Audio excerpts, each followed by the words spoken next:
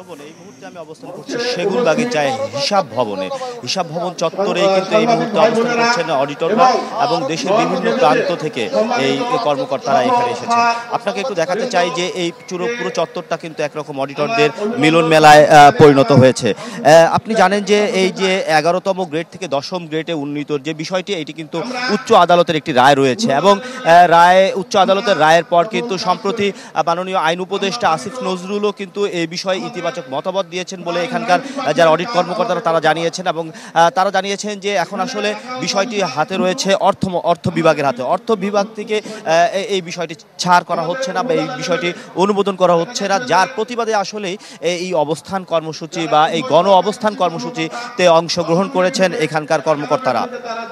এখানে বেশ কিছু বিষয় রয়েছে। তারা যেটা বলছে যে সম্প্রতি যে আন্দোলনের একরকম হিড়িক চলছে সারা দেশে, সেই আন্দোলনের হিড়িকের অংশ এটি নয়।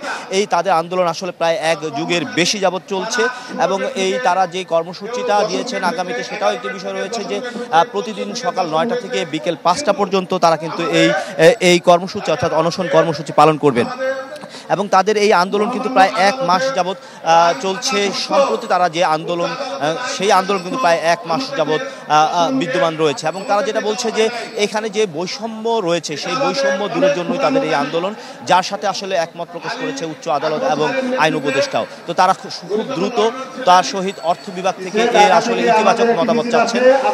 এটা হচ্ছে আসলে তাদের প্রকৃত দাবি। মাসুম, আপনাকে ধন্যবাদ। ডিজাইন, এলিগেন্স, বিউটি, সেরা পণ্য সবার জন্য জেভিকো।